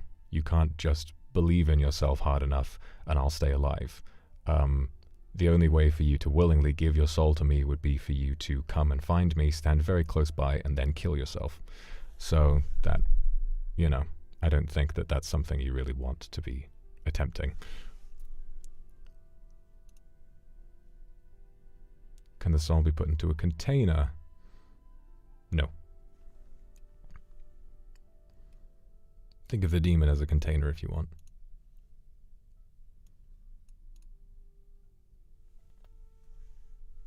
Hope you know that your destiny is not set. Thank you. Saku, thank you very much for the Akasupa. Congratulations on the release of the film.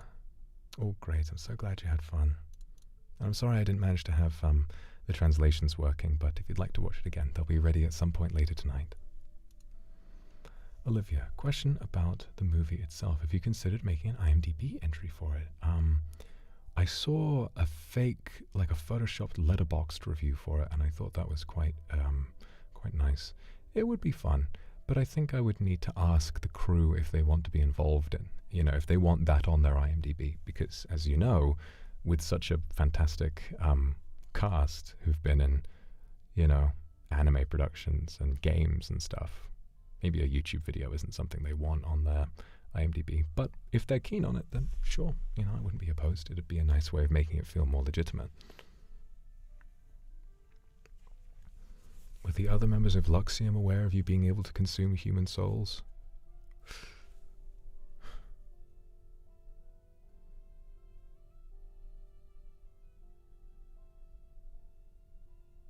No. I was lying to them, too. I think a long time ago I might have alluded, maybe to Ike since he's such a good friend.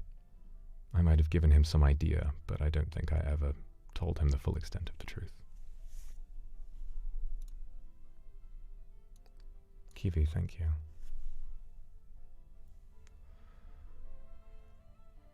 We've showed you how much we care despite your nature. Yeah, well,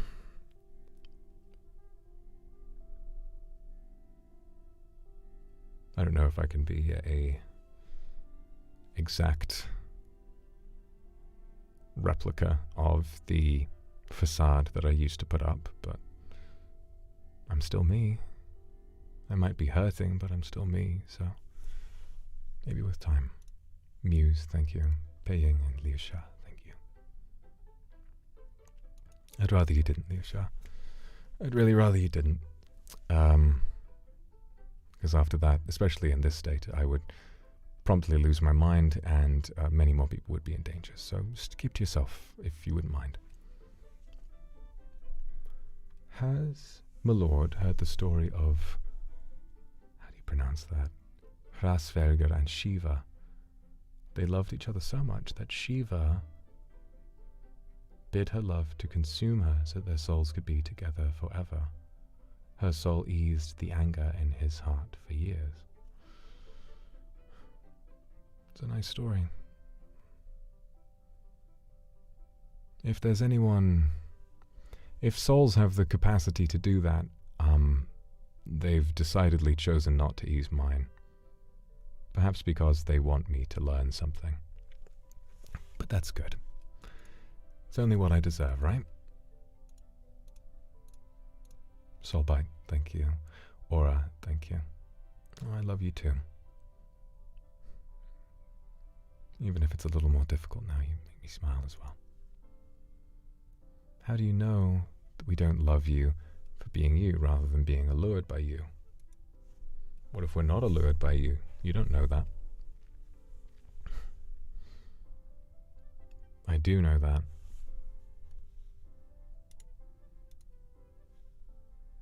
Because that's how it always works. I don't get to turn this power off.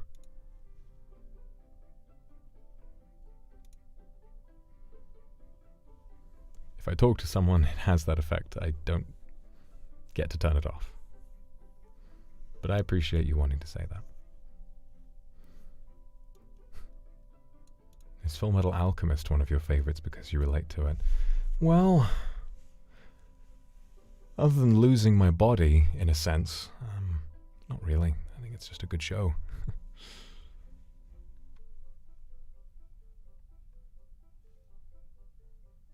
Is breathing and blinking necessary or only a habit you picked up to blend in with humans? You were laying face down in the water in the cave. Technically not required. I could live without breathing or blinking or any of that for quite some time, but the truth is it would consume souls faster. The reason I was face down with my face in the water is because that's where I fell asleep, and those souls slowly burned to keep me alive and to slowly heal me in a state of hibernation. It eases the souls to breathe and blink and do all of those things normally. Like a human being, I get dust in my eyes and I blink. And like a human, air fills my lungs and I breathe. And I'm grateful that I can be similar to humans in that way alone. I don't know what life would be like if I couldn't smell fresh air. You know? If I couldn't smell fresh air, if I couldn't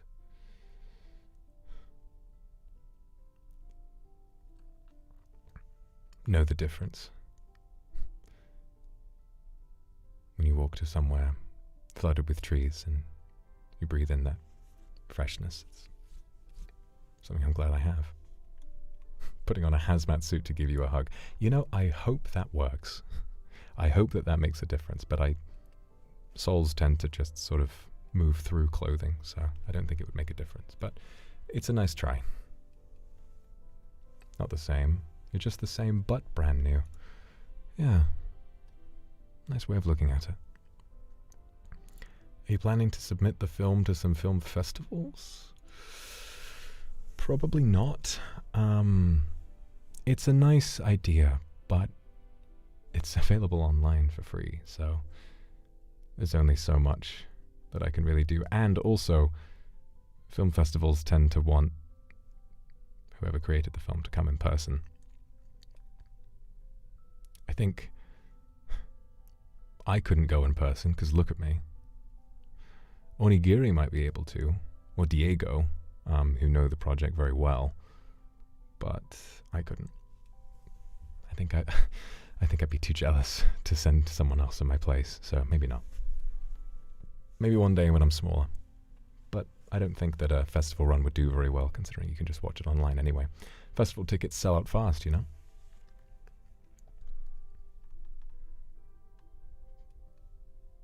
My love for you is real, and I hope you believe that and know you're worth it.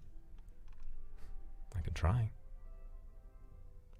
Is this a linear narrative story with a tragic ending? Well, it's a true story, but I would call the ending pretty tragic, yes. Really, the more I know you, the more I love you.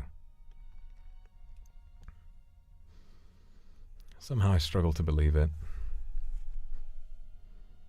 Remember that the first stage of loss and grief is denial. Maybe you've grown so attached to me that these terrible truths are something you've chosen to ignore. But I won't stop reminding you of what I did. I won't keep lying to you anymore.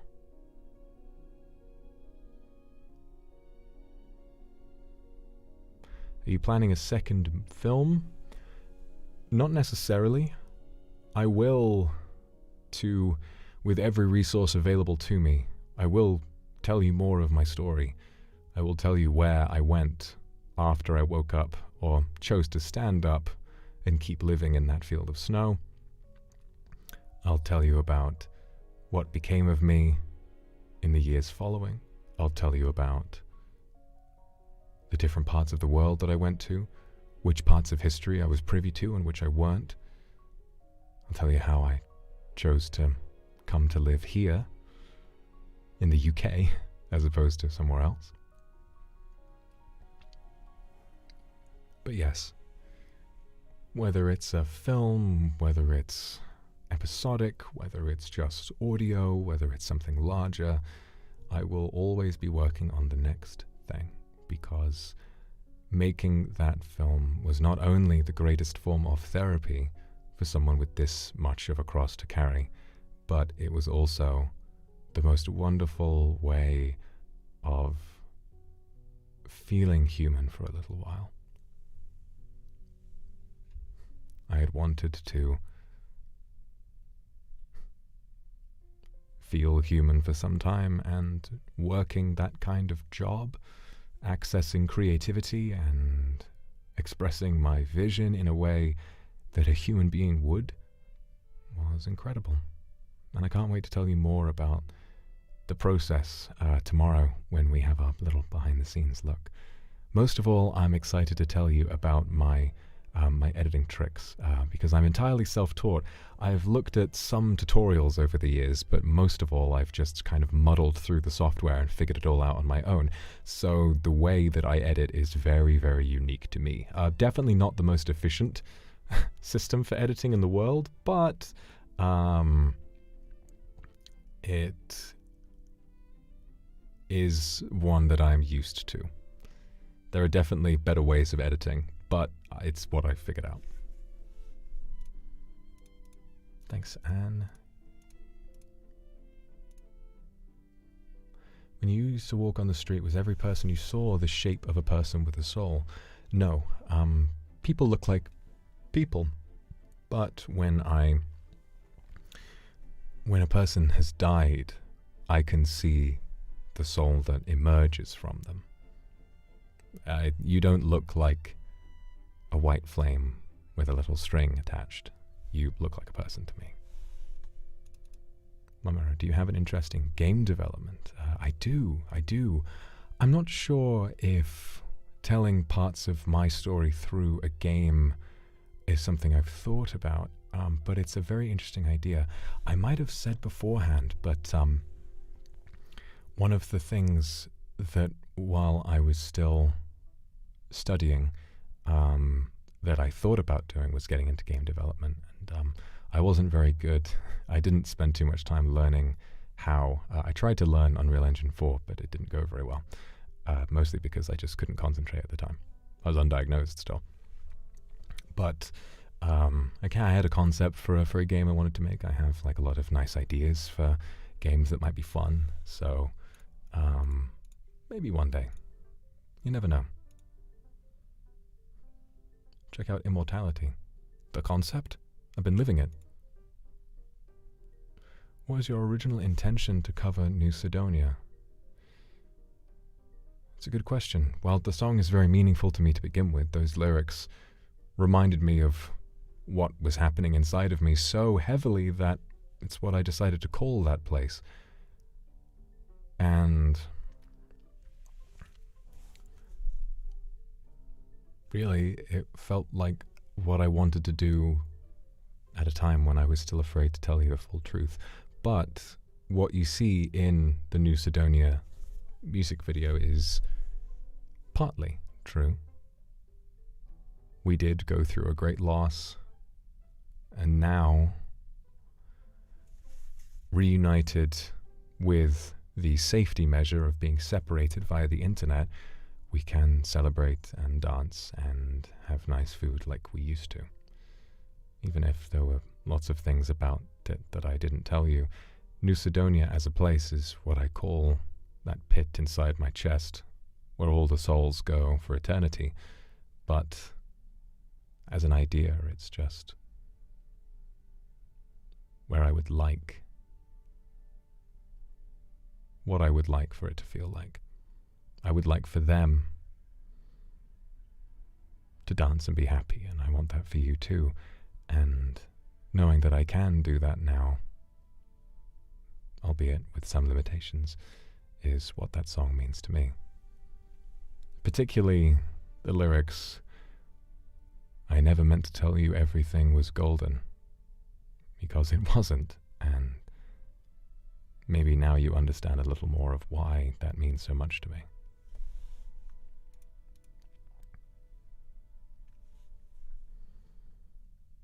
Avery, thank you very much. I'll try not to. Chris, thank you. Muli, Nativity, and Sabu, thank you.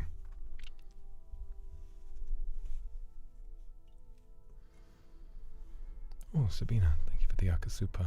Want to support you because you are you. Strange reasoning, but it's sweet, so thank you.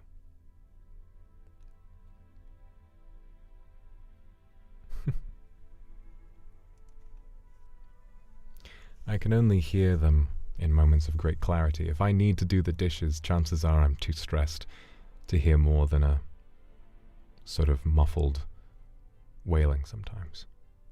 That's why I try to avoid stress, and why I feel so bad that I allowed myself to become stressed. Stressed to the point of having a pain in my chest.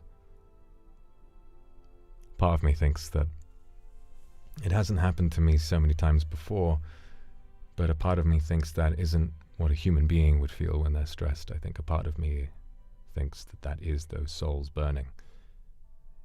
And feeling that fire inside is painful.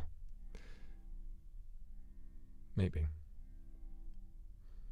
Demons don't tend to look after each other very well, and so there's no guidebook for any of this. Figuring out as I go, you know. K9, thank you. There's a phrase that goes by to err is human. With you releasing the truth, sure you'll find solace. I guess if wanting to be human is my goal, then maybe erring a little bit is okay. I don't think erring this much is something that I can forgive myself for, though. Oh well. Not much to be done for it now, but overcorrect and do the right thing for some time. Amrai, if you're able to kill other humans simply by touching, would it be possible for the person in question to make contact if they wore a thick enough material as armor? Maybe. That sort of thing hasn't happened to me for quite some time. It happened to Jiro, but I think a part of me is wondering if that happened because I was so weak and my soul was so desperate to keep living. Maybe it wouldn't happen otherwise. I'm not sure. Or maybe because Jiro was already sick. Mishri, will you kiss us in the future? I'd like to. I'd like to be able to have some kind of ordinary romance with somebody. The only people that are compatible for me and aren't put in danger are demons, and as you know, I don't like them very much. They can blow me one. Oh, thank you.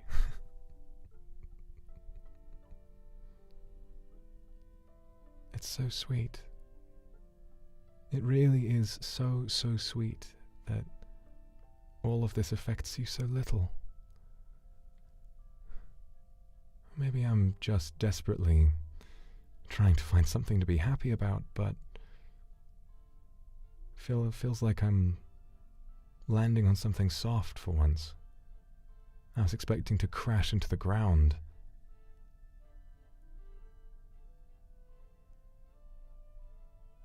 But surprisingly, even though I'm a lot heavier than usual, you were there to catch me, which is very strange, but I have to be grateful.